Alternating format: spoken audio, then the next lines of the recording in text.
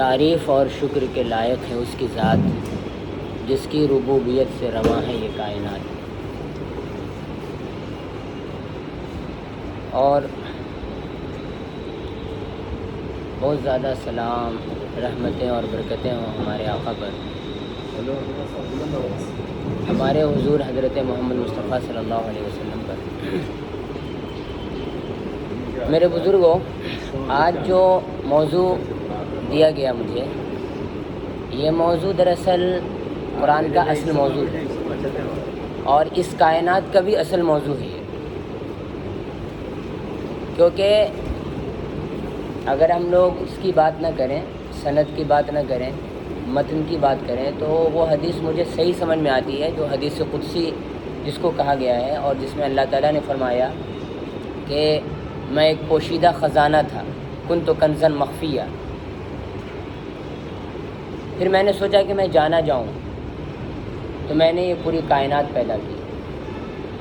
لیکن یہ کائنات اللہ تعالیٰ نے پیدا کی، اس میں کہیں پہ کچھ خلا محسوس ہو رہا تھا، یا آپ یوں کہیں کہ ہم لوگ ایسا کہتے ہیں کچھ خلا ہوگا. اللہ تعالیٰ نے اس کو فل کرنے کے لیے، اس کو بھرنے کے لیے انسان کو پیدا کیا. عجیب و غریب مخلوق ہے یہ انسان.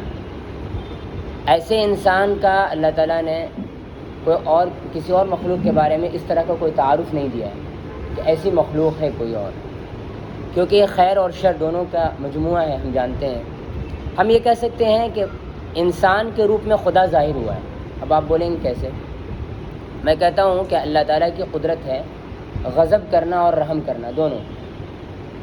خدا اپنے غضب پہ کنٹرول کر کے رحم کرتا ہے. خدا نے چاہا کہ اس کا ظہور کسی مخلوق کے ذریعے ہو، میری صفت کا ظہور کسی مخلوق کے ذریعے ہو.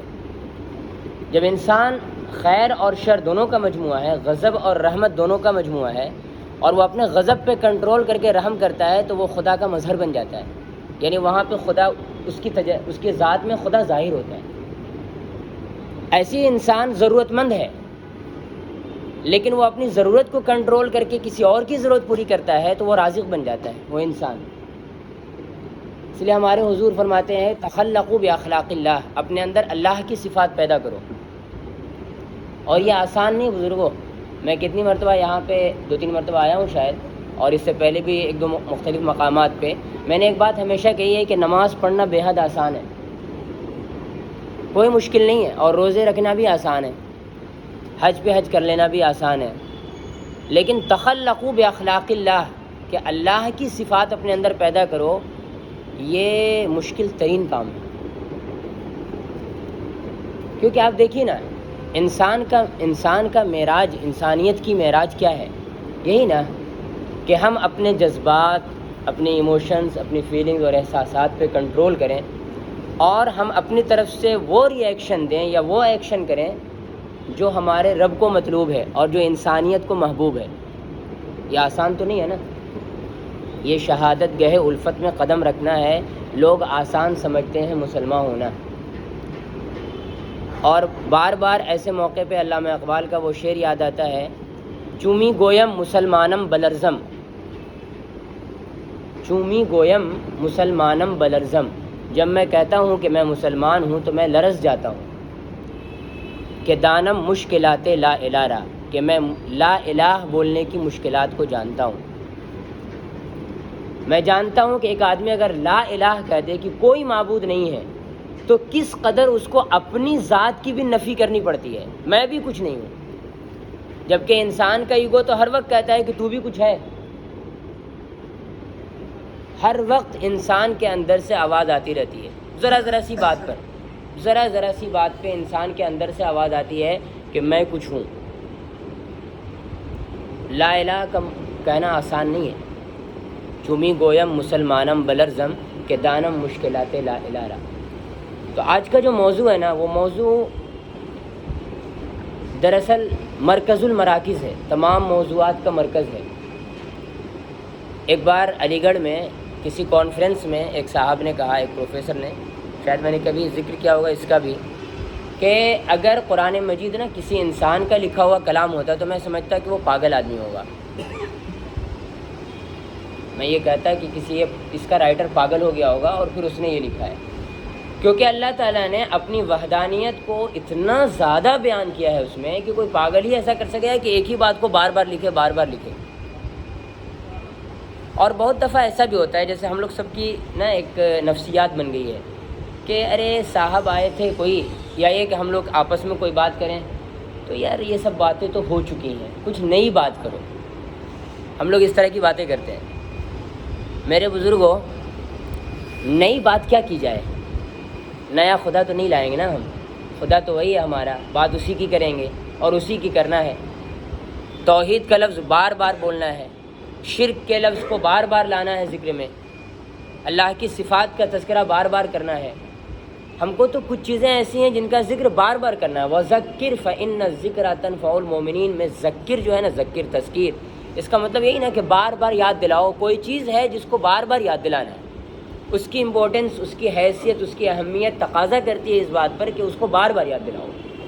تو وہ کہتے ہیں کہ کوئی انسان اگر میں کہتا ہے کہ کوئی انسان اگر لکھنے والا ہے تو وہ پاگل ہی ہوگا. توحید کی یہ بات ہے. لیکن میں آتا ہوں اس بات پہ کہ ہم لوگ جس توحید کی بات کرتے ہیں، کیا ہم اس توحید کو سمجھتے ہیں؟ دیکھیے، میرا ایک شعر ہے، ایک ربائی کہیے میری، اور بہت آسان ہے سمجھنے میں لیکن بہت کڑوی ہے. میری اپنی ربائی ہے اور بہت کڑوی ہے. میں اللہ تعالیٰ سے مخاطب کر کے کہہ رہا ہوں، اللہ کو مخاطب کر کے، صاف ستھری بات. میرے یہاں کچھ ایسی بات نہیں ہے کہ میں اللہ تعالیٰ کو دھوکہ دوں اور اپنے آپ کو دھوکہ دوں. صاف ستھری بات یہ ہے کہ میں نماز پڑھتا بھی ہوں تو اپنے اوپر ہنستا ہوں کہ ابھی کیا اٹھک بیٹھک کر رہا ہے. میں آپ کو سچی بات بتا رہا ہوں. تو میں اللہ تعالیٰ سے کہتا ہوں کہ تم تو مطلوب نہیں ہو میرے،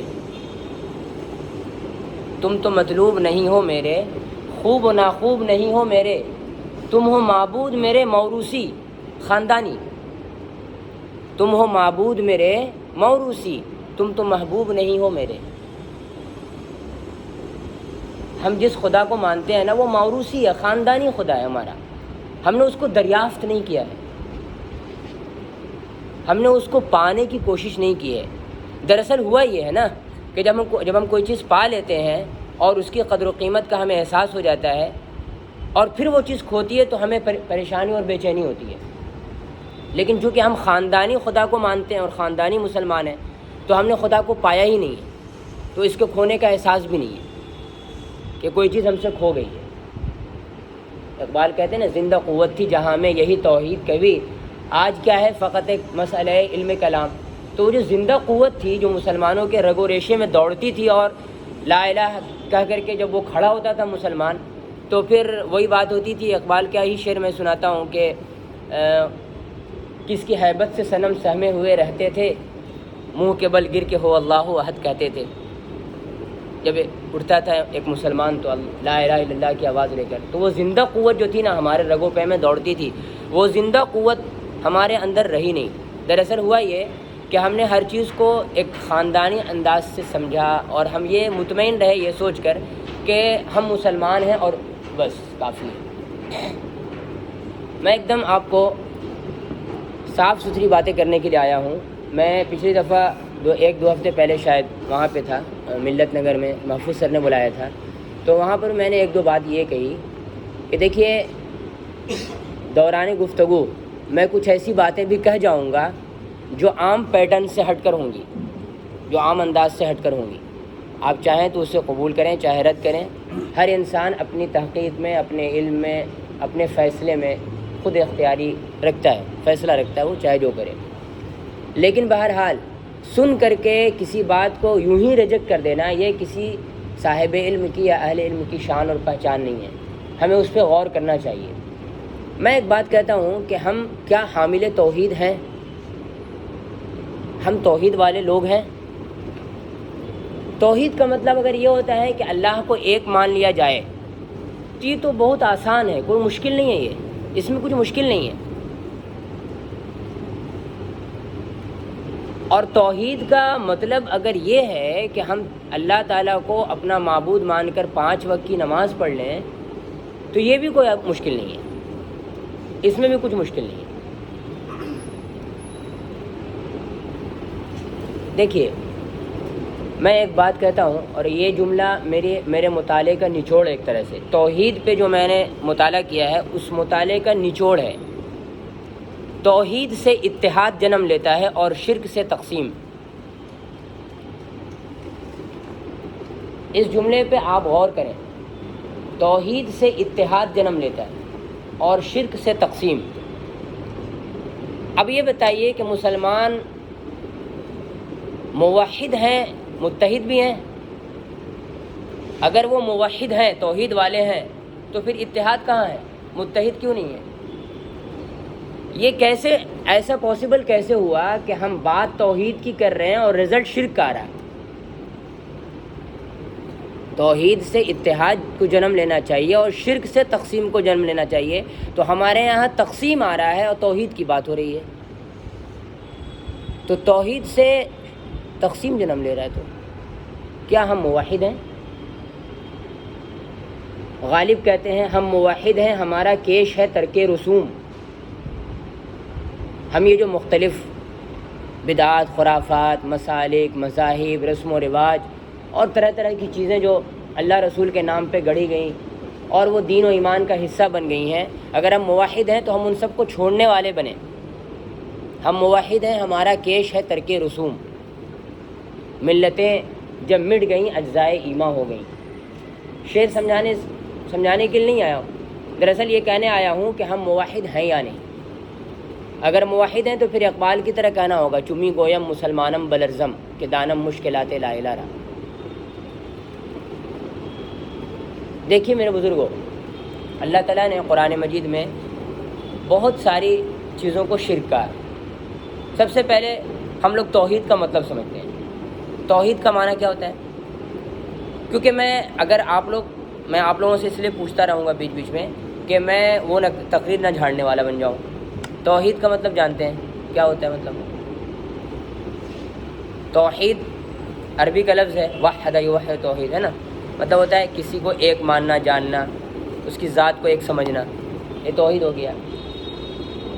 اسی سے اتحاد کا لفظ ہے، یعنی روٹ لیٹر وہی ہے اتحاد کا، وحدت کا لفظ بھی روٹ لیٹر وہی ہے، واحد احد سب اسی روٹ لیٹر سے ہے۔ اور شرک یا مشرک کا روٹ لیٹر ایک ہی ہے، شین را کاف شرک۔ تو شرک کے کیا کیا معنی قرآن مجید میں بیان کیے گئے ہیں؟ شرک کا مطلب کیا ہوتا ہے بتائیے؟ نہیں، ہاں اصطلاح میں ہوگا کہ خدا کے ساتھ کسی کو شریک کرنا ہے نا۔ شرک کا معنی ہوگا کہ کسی کو شریک کرنا، یعنی اشتراک، ہے نا۔ اور کیا معنی ہے شرک کا؟ شرک کا ایک مطلب تقسیم بھی ہوتا ہے اور ایک مطلب حصہ بھی ہوتا ہے، حصہ۔ آپ اس حصے کو نا مشارکت یا اشتراک جیسے کہا انہوں نے، وہ بھی کہہ سکتے ہیں۔ جیسے اللہ تعالیٰ کہتے ہیں ام لہم شرکن فی السماوات، کیا ان معبودوں کا کچھ حصہ ہے؟ انہوں نے کچھ اپنا حصہ ڈالا ہے، اپنی صلاحیتوں کا، اپنی قدرت کا آسمان و زمین کی تخلیق میں۔ اگر ایسا ہے تو ایتونی بکتاب من قبل ھذا، لاؤ کوئی کتاب دکھاؤ، کوئی نوشتہ دکھاؤ، کوئی پروف۔ تو ایک تو چلے اب ہم لوگ اصطلاحی بات کرتے ہیں۔ شرک کا ایک مطلب تو عام مسلمانوں میں جو شائع اور ضائع ہے وہ یہ ہے کہ اللہ تعالیٰ کے ساتھ، یعنی اس کی ذات اور صفات کے ساتھ کسی کو شریک کرنا، ہے نا۔ ایک مطلب یہ ہوا کہ کسی کی حصہ داری سمجھنا کسی چیز میں، مان لیں۔ اس لفظ سے ایک بہت ہی خاص معنی بتاؤں گا، اگرچہ وہ عام پیٹرن سے ہٹ کر ہوگا ایک آیت میں، لیکن وہ میں بتا دوں گا۔ اور دوسرا یہ ہے کہ شرک کا معنی تقسیم بھی ہوتا ہے نا۔ اللہ تعالیٰ نے جو ہر قوم میں، ظاہر ہے کہ پیغمبر ہر قوم میں آئے ہیں، تو ہر قوم میں جو تقسیم کا عمل جاری ہوا مسلک مذہب کے نام پہ، اللہ تعالیٰ نے اس کو بھی شرک کہا ہے۔ قرآن مجید میں ایسا ہے یا نہیں؟ قرآن مجید میں ایسا ہے یا نہیں؟ آپ لوگ بتائیے کہ جماعت بندی، گروپ بندی، تقسیم، انسانوں کو تقسیم کرنے کے عمل کو خدا شرک کہتا ہے۔ کیا ایسا ہے قرآن میں؟ جی نہیں، قبیلوں کی تقسیم تو خود خدا نے کی ہے۔ مطلب وہ ہے کہ بھائی الگ الگ علاقے کے رہنے والے لوگ ہوں گے، نہیں وہ شرک نہیں ہوا۔ شرک تو وہ ہوا جس کو اللہ تعالیٰ جس کی مذمت کر رہے ہیں، یہ شرک ہے، اس سے بچنا ہے تمہیں، وہ والا شرک۔ اچھا ایک بات مجھے اس کا جواب دیجئے کہ قرآن مجید میں ایسا کیوں ہے کہ ابراہیم علیہ السلام کا جب بھی ذکر ہوتا ہے تو اللہ تعالیٰ بار بار کہتے ہیں کہ وما کان من المشرکین، جیسے ما کان ابراہیم یہودی ولا نصرانیہ ولکن کان حنیفا مسلما وما کان من المشرکین۔ ابراہیم یہودی اور نصرانی نہیں تھے، حنیف مسلم تھے وہ، اور مشرک نہیں تھے۔ تو ایک مطلب تو یہ ہوتا ہے کہ ہم لوگ یہ سمجھتے ہیں کہ یہود نے شرک کیا، یہود کا شرک کیا ہے؟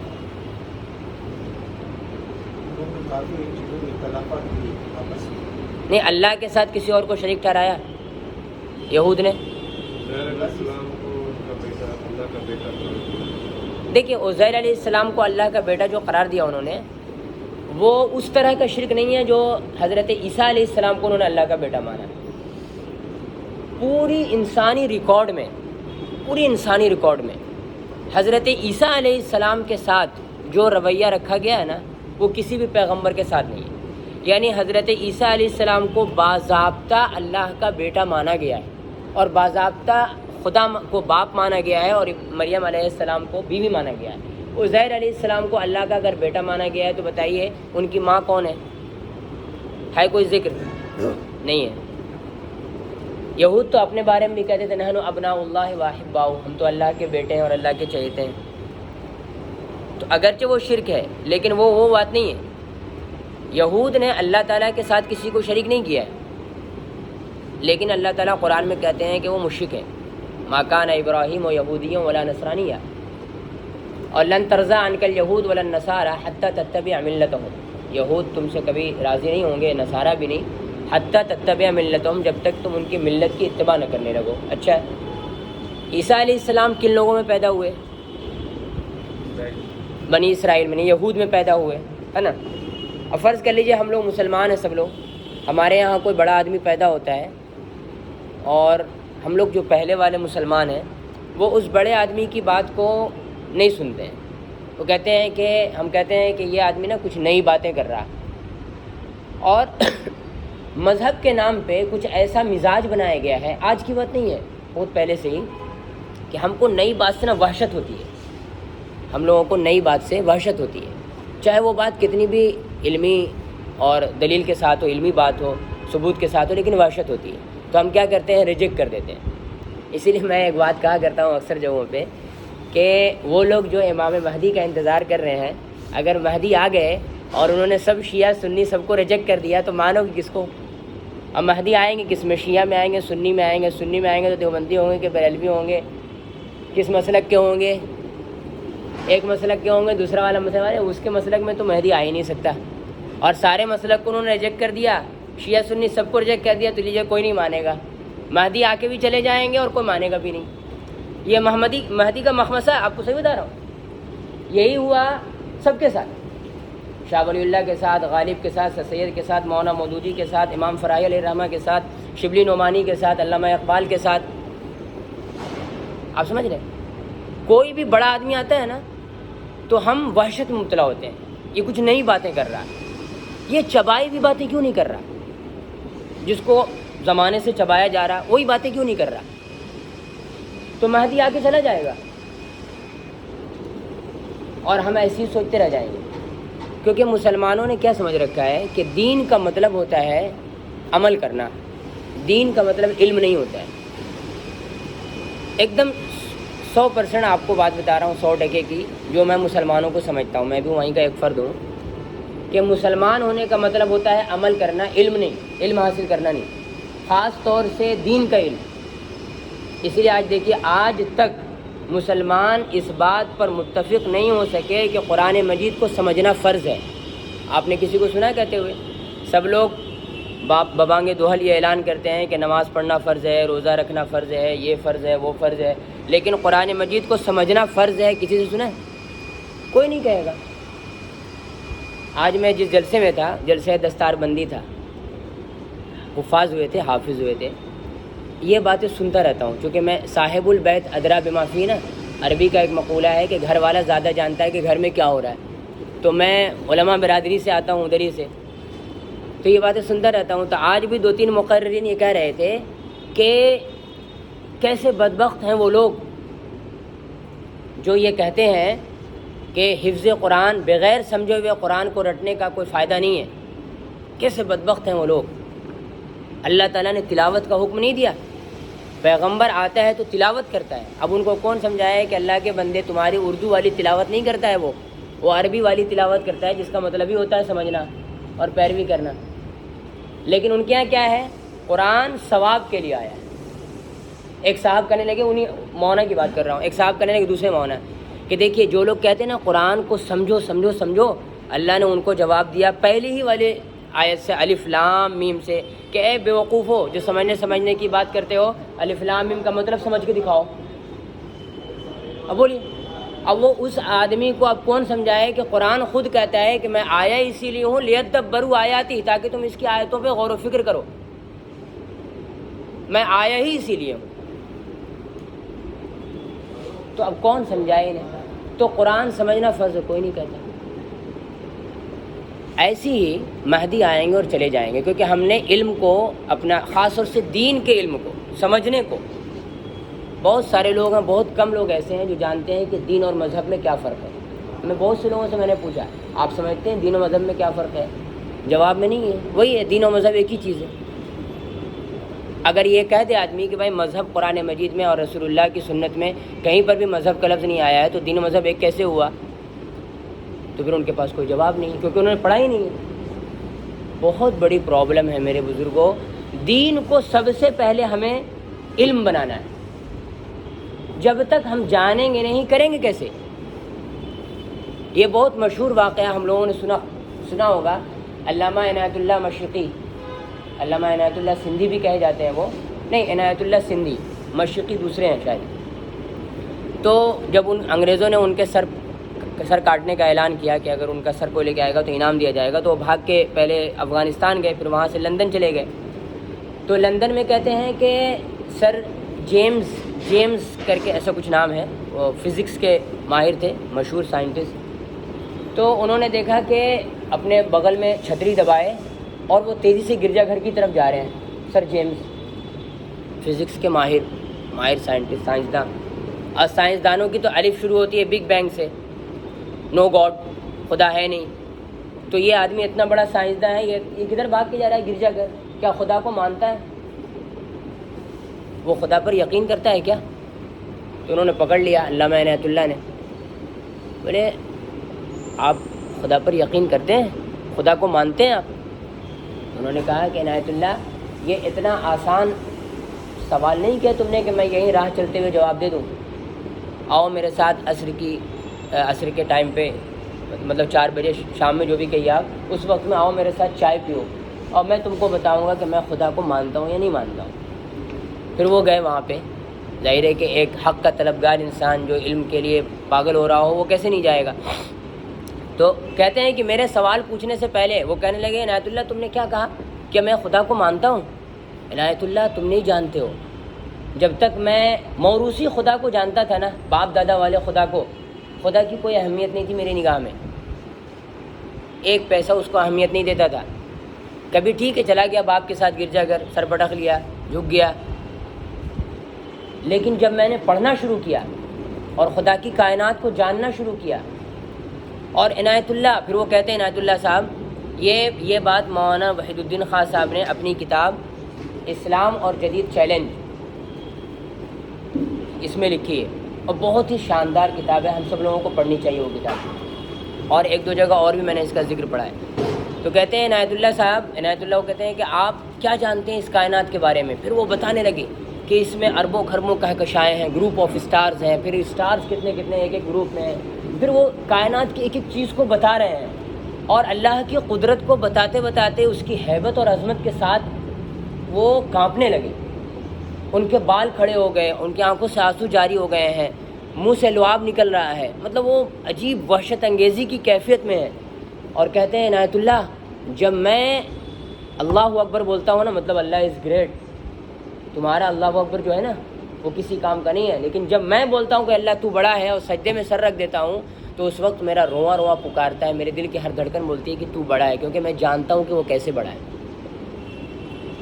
تم نہیں جان سکتے اس کو، کیونکہ تم جس خدا کو مانتے ہو نا اس کو جانتے ہی نہیں ہو۔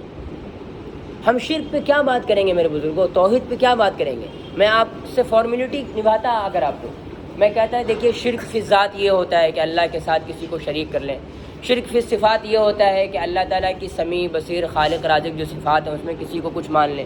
میں ایک فارمیلٹی نبھاتا آ کر اور تقریریں کر کے چلا جاتا، لیکن زندہ قوت تھی جہاں میں یہی توحید کبھی نا، ہم زندہ اس توحید کے ساتھ کیوں نہیں ہیں؟ ہم خدا کو جاننے کی کوشش کیوں نہیں کر رہے ہیں؟ وہ ہمارا موروثی خدا کیوں ہے؟ میں بات ہمیشہ کہتا ہوں، اور آپ کو یاد ہوگا میں نے یہ بات کہی تھی معوذتین فلق اور ناس کے درس میں، کہ ہمارے یہاں ایک بہت مشہور ہے، اردو میں جملہ بولا جاتا ہے کہ تم کسی کو اتنا چاہو کہ اس کی پوجا کرنے لگو۔ محبت کی انتہا یہ ہے کہ آدمی اس کو اپنا صنم بنا لے، پوجنے لگے۔ ہمارا خدا جو ہے نا معبود تو ہے، محبوب نہیں ہے۔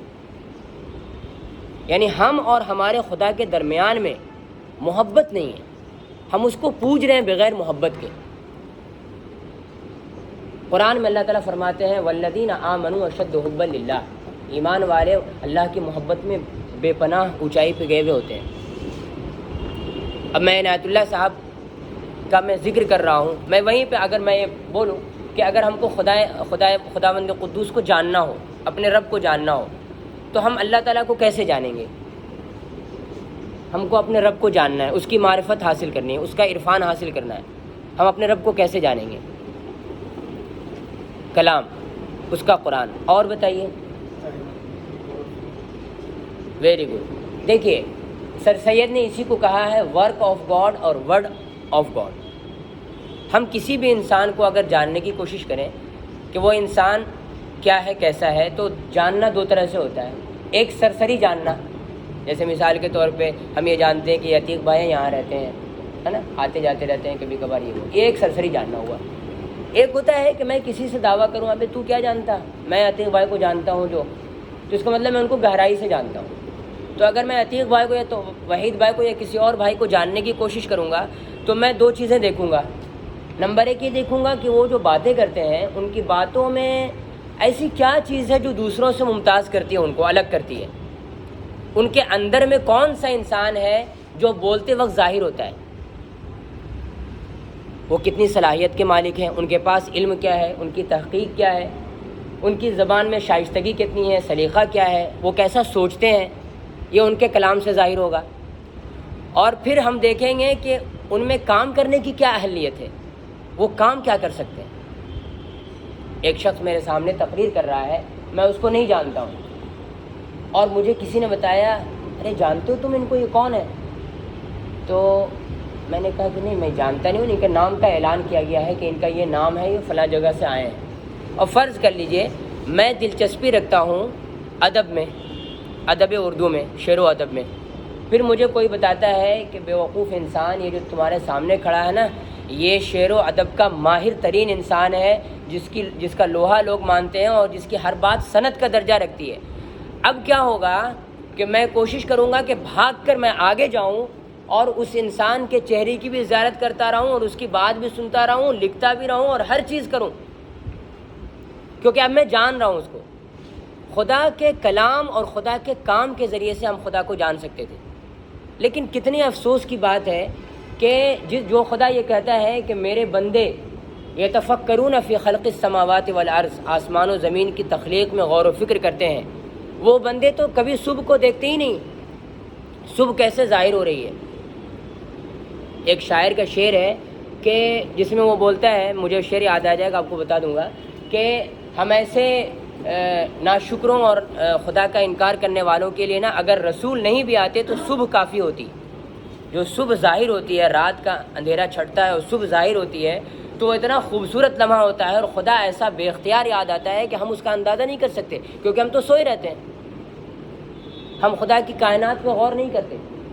پہلی دفعہ میں اپنا تجربہ آپ کو بتا رہا ہوں، سب سے پہلی دفعہ میں 2008 یا 2007 میں ممبئی آیا تھا، مجھے میرے استاد نے بھیجا تھا، یہ فائن ٹچ والوں کا دینیات مکتب چلتا ہے نا، ہر مسجد میں چلتا ہے، تو ان لوگوں کا بہت سارے علاقوں میں مرکز ہے، تو وہاں پہ ایک مرکز کا ہیڈ ہوتا ہے اور اس کا ایک ہیڈ کا ایک نائب ہوتا ہے نا. تو انہوں نے مجھے کہا کہ یار تم جاؤ، پچھلی دفعہ میں نے بھیجا تھا کسی کو تو ان کو وہ لوگ نہیں منتخب کر سکے، تو تم جاؤ. تو میں آیا یہاں پہ، تو بہت ساری باتیں ہوئی ان سے، لیکن میں پہلی دفعہ زندگی میں سمندر دیکھنے گیا تھا، پہلی دفعہ. آپ یقین کیجئے میرے بزرگوں، سمندر دیکھ کر میرے اندر جو کیفیت پیدا ہوئی تھی اللہ کی ہیبت کی اور اس کی قدرت اور عظمت کی، میں آپ کو لفظوں میں بیان نہیں کر سکتا. ہم تو خدا کی کائنات پہ غور نہیں کر رہے ہیں میرے بزرگوں. اللہ تعالیٰ کہتا ہے کہ تمہارے اندر ہم نے اتنی ساری چیزیں رکھی ہیں، تمہاری ذات میں. من عرف نفسہ فقد عرف ربہ، ہم نے سنا ہے نا کہ جس نے اپنے آپ کو پہچانا اس نے اپنے رب کو پہچان لیا، جس نے اپنی خودی پہچان لی اس نے خدائی پہچان لی. اللہ تعالیٰ قرآن میں کہتے ہیں وفی انفسکم افلا تبصرون، تمہاری ذات میں بہت ساری آیات موجود ہیں، تم غور کیوں نہیں کرتے؟ اور اللہ تعالیٰ نے قرآن میں کہا یا ایھا الذین آمنوا، دیکھیے یہ حکم ہے. جن لوگوں کو صرف قرآن مجید میں جن کو صرف اقیم الصلاح یاد رہا ہے نا، ان کو میں یہ حکم سنا رہا ہوں خدا کا. یا ایھا الذین آمنوا، اے ایمان والو، علیکم انفسکم، تم اپنے اوپر اپنے کو لازم کرو، خود کو لازم کرو. علیکم انفسکم، یہ اپنے اوپر اب خود کو لازم کرنے کا کیا مطلب ہوا؟ میں اس کی ایک مثال دیتا ہوں میرے بزرگوں. یہ بیچارہ موبائل چھوٹا سا، یہ نہیں جانتا ہے کہ اس میں کیا کیا صلاحیتیں ہیں، یعنی اس کو اپنا عرفان نہیں ہے. اگر اس کو کسی دن اپنا عرفان ہو جائے گا کہ میں یہ اور یہ ہوں، میں ایک چھوٹا سا آلہ دنیا بھر کے آلوں کا مقابلہ کر سکتا ہوں. ایک طرف ٹارچ رکھیے، گھڑی رکھیے، کیلنڈر رکھیے، کیلکولیٹر رکھیے، ٹی وی رکھیے، ریڈیو رکھیے، اتنا سارا رکھ دیجئے، اتنے سارے آلات کا ایک چھوٹا سا یہ مقابلہ کر رہا ہے.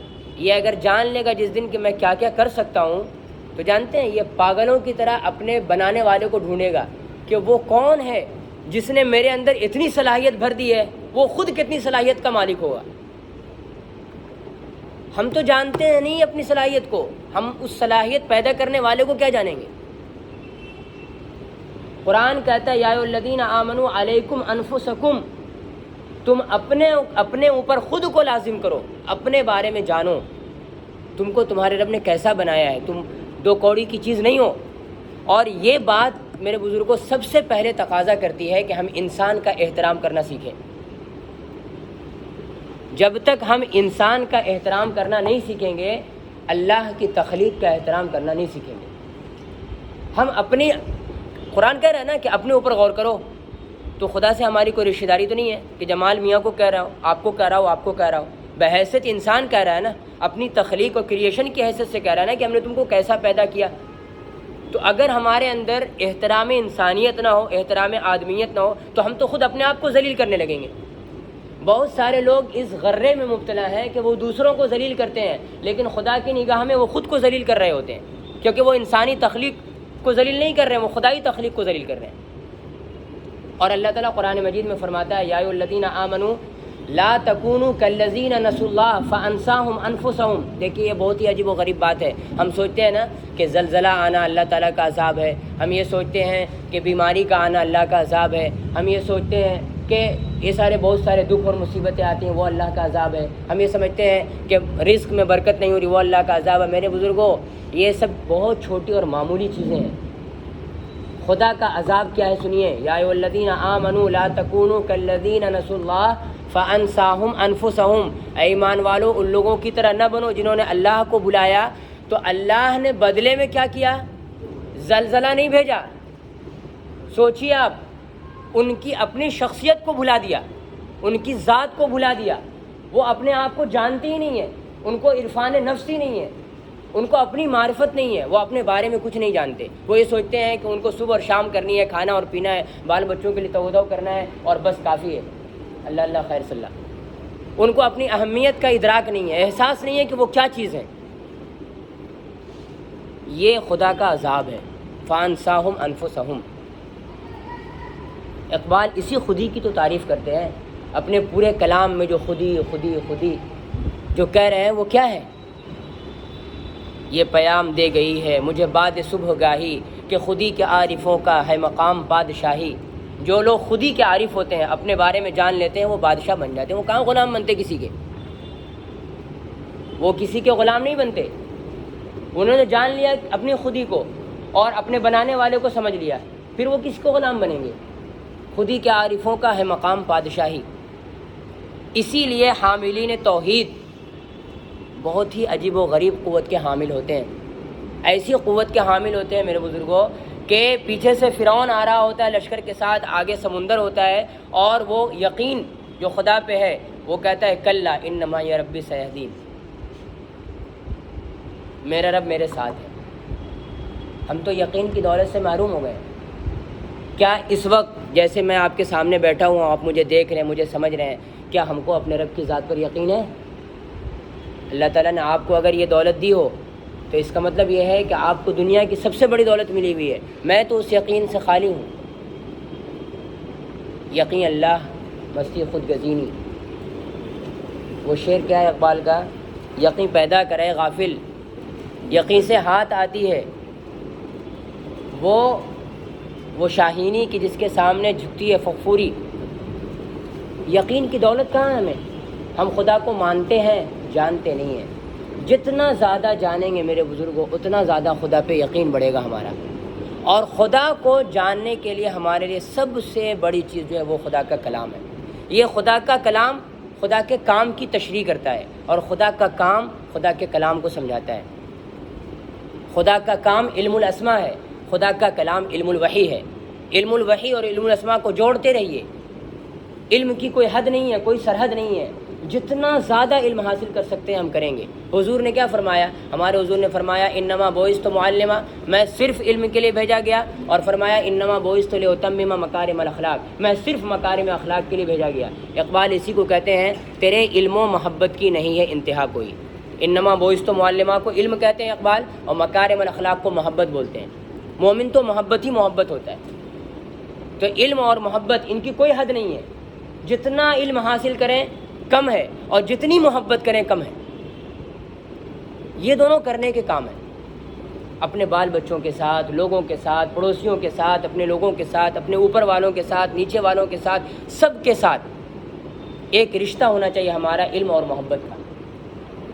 لیکن علم اور محبت کے رشتے میں سب سے زیادہ انسان کو جو چیز پریشان کرتی ہے وہ انسان کی اپنی انانیت ہے، وہ انسان کا سیلف کنٹرول کھونا ہے۔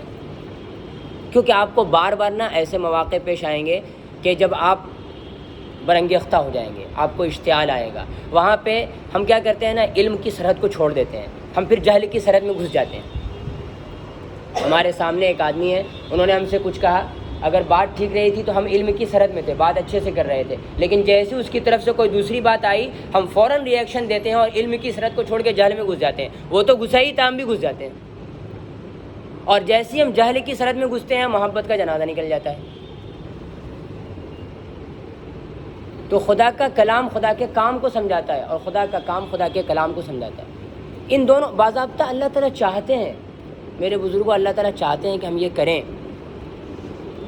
اب میں آپ کو وہاں لے کر جاتا ہوں جہاں سے میں نے آپ کو چاہا تھا کہ میں آپ کو لے جاؤں۔ میں یہ کہنا چاہتا ہوں کہ ہم جس شرک کی اب تک باتیں سنتے آئے ہیں اس میں 2 شرک آپ ملا لیجئے اور اس پہ خوب غور و فکر کیجئے، اور اس پہ اس شرک سے بچنے کے لیے جتنی محنت کر سکتے ہو ہمیں کرنا ہے۔ ہم نے سنا ہے کہ اللہ کی ذات کے ساتھ کسی کو شریک نہیں کرنا چاہیے، ہم اور آپ الحمدللہ اس سے پاک ہیں۔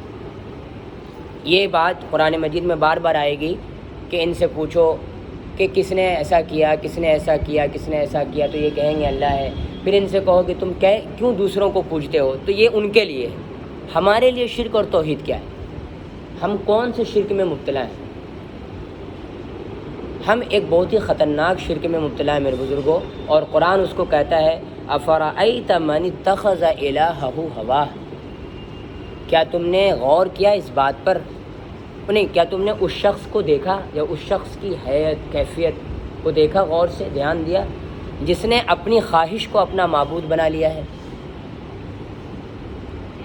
یہ شرک نہ فساد فی الارض ہے، اس کی ابتدا فساد فی الارض کی ابتدا یہاں سے ہوتی ہے۔ میں اس کو سمجھانے کے لیے ایک بات کہتا ہوں کہ موچی جو شرک کرتا ہے نا وہ 54 58 کا شرک ہے، اس کی کوئی حیثیت نہیں ہے۔ لیکن مودی جو شرک کرے گا وہ بہت خطرناک ہے، وہ فساد فی الارض وہاں سے پیدا ہوگا۔ مودی کا شرک کیا ہے؟ رام جی کے سامنے جھکنا نہیں، وہ شرک تو موچی بھی کر رہا ہے، اس شرک کی کوئی حیثیت نہیں ہے۔ اصل شرک کیا کر رہا ہے وہ؟ اس نے اپنی ذات کو معبود سمجھ رکھا ہے، اور پھر وہ فیصلے ایسے لے رہا ہے، یا اس کے جو گرگے اس کے ساتھ ہیں وہ اس کو ایسے فیصلے پر لا رہے ہیں جس فیصلے کے بعد انسانیت کا مفاد ختم ہو کر رہ جائے گا، جس فیصلے کے بعد سماج کے تانے بانے بکھر جائیں گے، جس فیصلے کے بعد انسان تقسیم در تقسیم کے عمل سے گزرے گا۔ خدا نے شرک سے کیوں منع کیا؟ خدا کو شرک اتنا زیادہ اللہ تعالیٰ شرک سے کیوں بیزار ہے؟ اسی لیے نا کہ اللہ تعالیٰ کا جو کنبہ اور پریوار ہے اس شرک کی وجہ سے تقسیم ہوتا ہے، اور جہاں تقسیم ہوگا وہاں فساد پیدا ہوگا، کیونکہ لوگ لوٹ مار کریں گے، ہمارا گروپ ہمارا گروپ ہمارا گروپ۔ خدا نے اس کائنات میں بہت سی چیزیں بکھیر دی ہیں، اللہ نے کہا بھائی آپ اپنی ضرورت کے مطابق لو، لیکن ہم نے کیا کیا؟ گروپ بنایا، گروپ کو مضبوط کیا۔ اب یہ ہو گیا کہ ہم کو اپنے گروپ کی ضرورت کے لیے نہیں لینا ہے، اس کی خواہش کے لیے لینا، اور خواہش کو مزید آگے مستقبل تک پورا کرنے کے لیے بھی لینا ہے۔ تو اس سے کیا ہوا؟ فساد فی الارض پیدا ہونے لگا۔ یہ جو اپنی ذات کا جو شرک ہے نا، ہم جو فیصلہ کریں گے، ہم جو چاہتے ہیں وہ ہو، یہ بہت ہی خطرناک شرک ہے۔ اس سے ہمیں بچنا ہے بہت زیادہ۔ اس کے لیے ہم کو اپنے آپ کو اندر سے مارنا ہے، پھر جب ہم ماریں گے نا تو وہاں سے ایک نیا انسان جنم لے گا۔ کمال اس موت کا یہ ہے کہ اس موت کے بعد نا یہیں سے دوبارہ زندگی شروع ہوتی ہے۔ اور ایک اور کمال بتاؤں، اس موت پر خدا خوش ہوتا ہے۔ ہر قتل پہ اللہ تعالیٰ نے کہا کہ بہت خطرناک سزا ہے، لیکن اگر ہم اپنے اندر والے اس انسان کو قتل کریں، اس کا مرڈر کریں جو ہم کو خدا بناتا ہے، تو خدا خوش ہو رہا ہے، تو ٹھیک کیا تم نے، اب دیکھو تم کو نئی زندگی دیتا ہوں۔ لیکن ایک اور قتل ہے، وہ قتل بہت خطرناک ہے۔ دراصل ہے کیا کہ ہمارے اندر خیر اور شر دونوں کا مجموعہ ہے، تو شر والا خدا بننے کے چکر میں رہتا ہے، خیر والا ڈیفنس کرتا رہتا ہے۔ ہر انسان کے اندر دو چیزیں ہیں، خیر اور شر۔ آپ اس کو کہہ سکتے ہیں کہ اللہ تعالیٰ نے انسان کو نفس لوامہ، نفس مطمئنہ اور نفس امارہ پہ بھیجا ہے، لیکن اس کی تشریح میں ایسے کرتا ہوں کہ فرض کر لیجئے ایک انسان بڑا ہوتا ہے، بالغ ہوتا ہے، تو اس کا جو نفس ہے نا وہ نفس لوامہ رہتا ہے، لعنت ملامت کرنے والا نفس، یعنی وہ اچھا بھی کرتا ہے برا بھی کرتا ہے۔ برا کرتا ہے تو اندر سے آواز آتی ہے بھئی یہ کیا ہوا، یہ غلط ہو گیا، یہ صحیح نہیں ہوا، تم کو بچنا چاہیے تھا، توبہ وغیرہ کرتا ہے نا، تو اندر سے دونوں آواز آتی رہتی ہے، وہ نفس لوامہ ہے، وہ دونوں کیفیت سے گزرتے رہتے ہیں انسان، ہر انسان۔ پھر انسان کیا کہتا ہے، اپنے مفاد میں، اپنے لالچ میں آ کر کے اس کی ایک حیثیت کو مٹانا چاہتا ہے۔ کون سی والی حیثیت کو؟ وہ والی حیثیت جو اس کو لان تان کرتا ہے، اس کو پچھتاوے پر آمادہ کرتا ہے، اس کو وہ مارتا ہے، ختم کرتا ہے، اور اپنے شر والے حیثیت کو بڑھاتا ہے۔ تو جو پچھتاوے والی کیفیت کو جو ختم کرتا ہے، جس کو ہم لوگ کہتے ہیں ضمیر کو مار دینا، یہ قتل بہت خطرناک ہے۔ ضمیر کو مارنا جو ہے یہ ایسا قتل ہے کہ انسان گویا اپنے آپ کو قتل کر رہا ہے، اس کو پھر دوبارہ زندگی نہیں ملنے والی۔ اور اسی وجہ سے ہر انسان اگر ضمیر کو اس نے قتل کر دیا ہے تو وہ اپنی ہی زندگی کا مقبرہ ہے، اس کا جسم اس کی قبر ہے جس میں وہ دفن ہے۔ تو ہم کو قبر نہیں بننا ہے، ہم کو مقبرہ نہیں بننا ہے کہ ہم اپنے اندر دفن ہوں۔ ہمارے اندر وہ جو صلاحیت ہے نا جو ہم کو گناہوں پہ وہ کرتی ہے، ابھارتی ہے، اس کو دبانا ہے، اس کو قتل کرنا ہے، اور خیر والی کو بڑھانا ہے۔ تو اس سے یہ ہوگا کہ افرأیت من اتخذ الہہ ہوا، جو خدا نے کہا کہ اپنی خواہش کو معبود بنا لیا ہے، ہم اس سے بچنے والے بنے۔ اور دوسرا کیا ہے میرے بزرگوں، جو میں کہنا چاہ رہا تھا کہ ابراہیم علیہ السلام کا ذکر آتا ہے تو اللہ تعالیٰ یہ بات کیوں کہتے ہیں بار بار کہ وہ مشرک نہیں تھے؟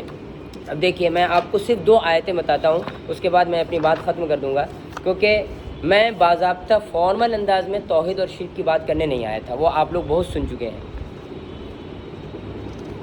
ایک آیت دیکھیے 8ویں پارے میں ہے، سورہ الف لام میم صاد، یعنی سورہ اعراف جو شروع ہوتی ہے، جسٹ اس کے پہلے آپ دیکھیں گے نا، اس کے پہلے والے پیج میں تو آپ کو مل جائے گی وہ آیت۔ میں آپ کو آیت نمبر بتا دیتا ہوں۔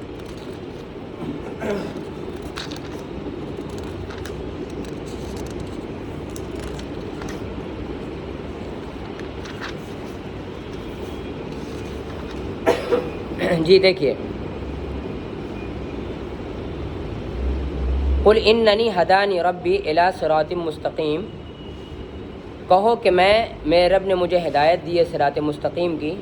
نہیں، یہاں سے دیکھیے آیت نمبر 159 ان الذین فرقوا دینہم وکانوا شیعا، یقیناً جن لوگوں نے اپنے دین کو پارا پارا کر لیا، اپنے دین کو تقسیم کر لیا ہے، وکانوا شیعا، اور وہ گروپ میں بڑھ گئے ہیں، گروہ بن گئے ہیں، لست منہم فی شیء، تمہارا ان سے کوئی تعلق نہیں ہے.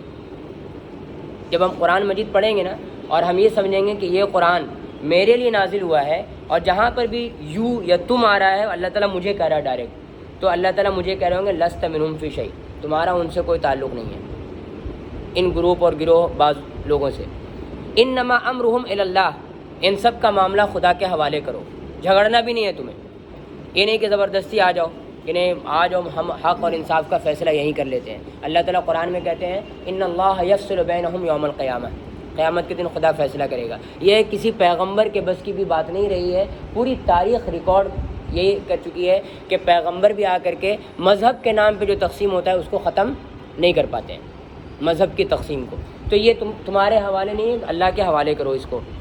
ثم ینبئہم بما کانوا یفعلون، پھر وہ بتائے گا انہیں کہ وہ کیا کرتے رہے تھے. اب دیکھیے آگے آتی آیت کہ جو حسنہ لے کر آئے تو اس کے لیے 10 مثال ہیں وغیرہ وغیرہ. اب آگے نیچے آتے ہیں ہم، اللہ تعالیٰ پھر ابراہیم علیہ السلام کا ذکر کرتے ہیں. کہہ دو اننی ہدانی ربی الی صراط مستقیم دینا قیما، میرے رب نے مجھے صراط مستقیم کی ہدایت کی ہے، یہ ہے دینا قیما، مضبوط اور درست دین. ملت ابراہیم حنیفہ، ابراہیم کی ملت ہے یہ حنیفہ، جو یکسو اور خالص انہوں نے اپنے آپ کو کر لیا تھا اللہ کے لیے. وما کان من المشرکین، اور وہ مشرک نہیں تھے. جس سیاق میں بات آ رہی ہے آپ دیکھ رہے ہیں نا، تقسیم کی بات ہو رہی ہے. آپ کہہ دو ان صلاتی و نسکی و محیای و مماتی للہ رب العالمین، میری نماز، میری قربانی، میرا جینا مرنا سب اللہ رب العالمین کے لیے ہے. لا شریک لہ، اس کا کوئی شریک نہیں ہے. وبذالک امرت، اور اسی بات کا مجھے حکم دیا گیا ہے. وانا اول المسلمین، اور میں ہی سب سے پہلا مسلمان ہوں. ابھی یہ آیت آپ نے پڑھ لی، ایک آیت دوسری آیت کی تفسیر کرتی ہے. میں ایک آیت آپ کو اور دکھا دیتا ہوں، پھر میں اپنی بات ختم کرتا ہوں.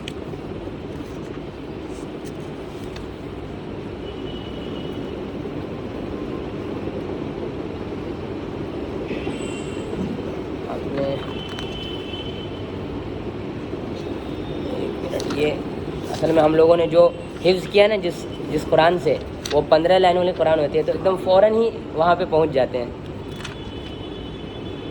اس میں ڈھونڈنا پڑے گا مجھے وہ آیت. میرے بزرگوں آپ لوگ بعد میں بھی جا کے اس پہ غور کریں گے. بڑی آپ سے ہماری درخواست ہے کہ قرآن مجید شرک جو اس کو کہہ رہا ہے، ہم نے اس سے کتنا زیادہ اپنے آپ کو ہٹا رکھا ہے.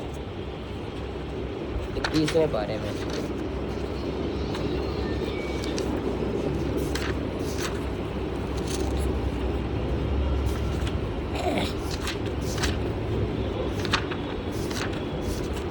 جی دیکھیے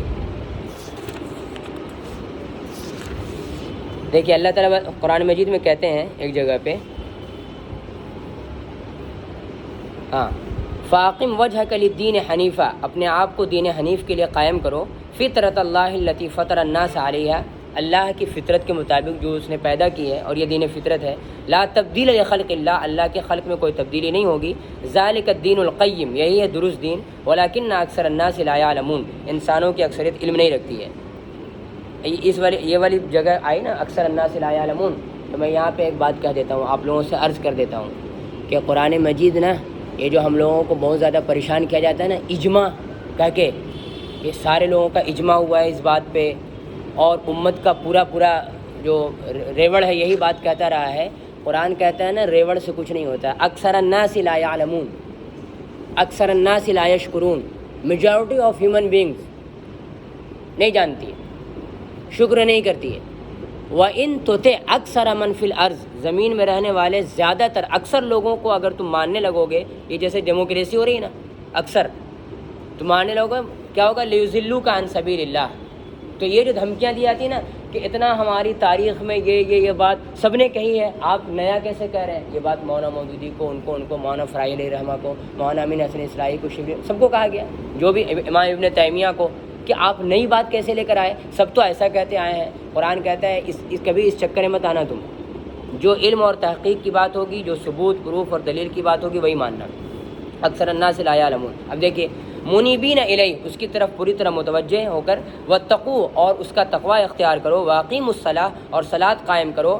اب دیکھیے آیت سنیے، ولا تکونوا من المشرکین، ولا تکونوا من المشرکین، مشرکین میں سے نہ بنو، من الذین فرقوا دینہم، یعنی ان لوگوں میں سے جنہوں نے اپنے دین کو پارا پارا کر دیا، جنہوں نے اپنے دین کو تقسیم کیا۔ مشرکین میں سے نہ بننا یعنی ان لوگوں میں سے جنہوں نے اپنے دین کو تقسیم کر دیا، وکانوا شیعا، اور وہ الگ الگ گروہوں میں بڑھ گئے۔ قرآن صاف صاف کہتا ہے کہ تقسیم کسی بھی لحاظ سے پسند نہیں ہے، کسی بھی لحاظ سے۔ اس لیے میرے بزرگوں، اس تقسیم والے عمل کو ہم لوگوں کو پوری کوشش کرنی ہے کہ اس کا جتنا زیادہ سے زیادہ خاتمہ ہو سکے۔ اور یہ تقسیم انسانوں نے، جو بڑے انسان رہے ہیں عقل والے، جنہوں نے حکومت کرنا چاہیے، جنہوں نے خدا بننا چاہا ہے، انہوں نے 3 طرح کی تقسیم کی ہے: مذہب کے نام پہ، اس کے بعد ملک کے نام پہ، کنٹری کے نام پہ، اور کاسٹ اور برادری، ذات پات کے نام پہ۔